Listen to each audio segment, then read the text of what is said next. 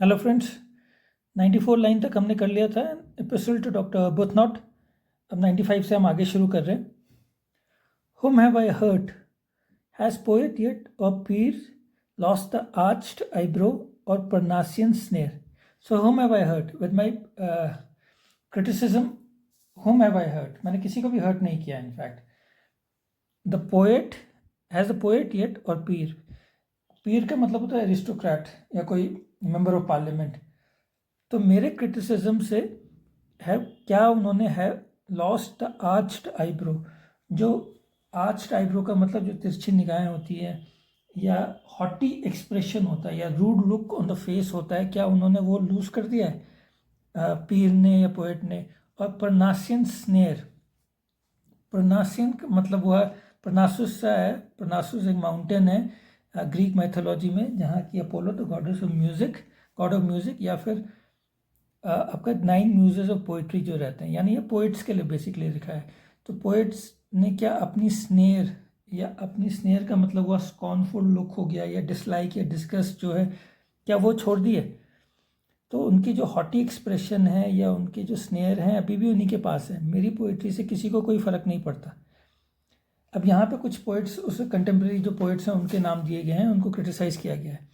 And has not Colley still his lord and whore. Colley, यहाँ पे कॉली cyber के लिए लिखा हुआ है।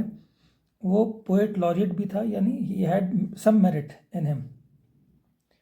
पोप ने उसको अपने डुनसियाड जो पोयम थी उसमें ruler of the kingdom of dunces, यानी इडियट या फूल्स के किंगडम का रूलर बनाया हुआ था।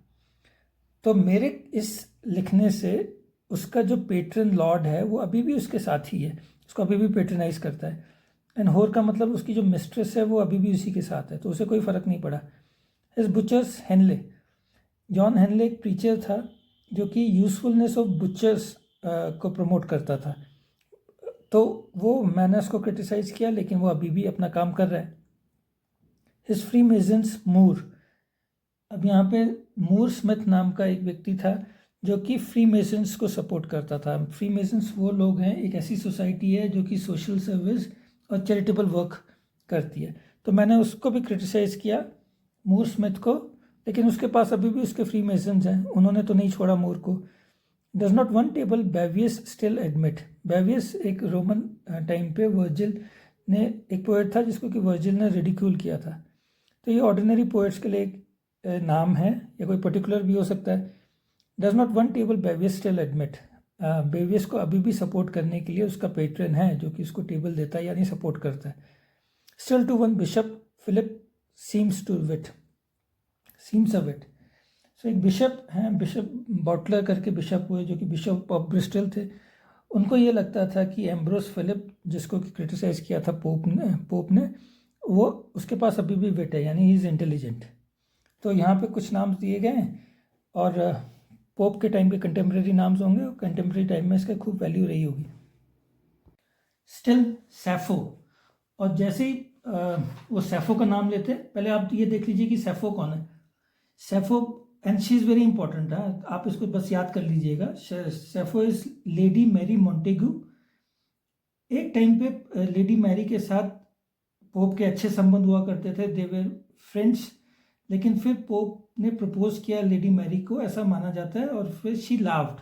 और लाफ के पीछे एक रीज़न ये है कि पोप का जो डिस्पोजिशन था, उनकी जो फिजिकल जो स्ट्रेंथ थी वो काफ़ी वीक थे, इंक्लूडिंग उनको एक क्रूकेड भी थे, उनकी जो कुबड़ निकली हुई थी पीछे से, and he was not at all 5 feet के भी नहीं थे वो।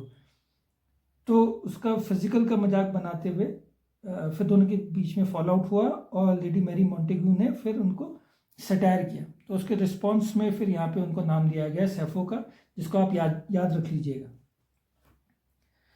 तो जैसे ही वो सैफो का नाम लेते हैं वैसे ही डॉक्टर arbuthnot उनको टोकते हैं। Hold, for God sake you will offend, भगवान के लिए चुप हो जाओ।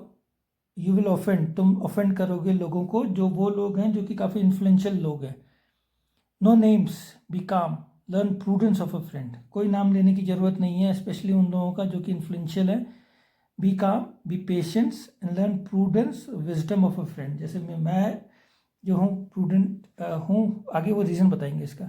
आई too could write, and I am twice as tall, मैं भी लिख सकता हूँ। एंड डॉक्टर अबुथनॉट जो थे, he was quite a learned man, तो वो बोलते कि मैं भी लिख सकता हूँ, and I am twice as tall, और मैं फिजिकली तुमसे ट्वाइस टॉल हूँ, ट्वाइस स्ट्रॉन्ग हूँ तुमसे, क्योंकि पोप तो बिल्कुल भी बहुत ही कमज़ोर थे।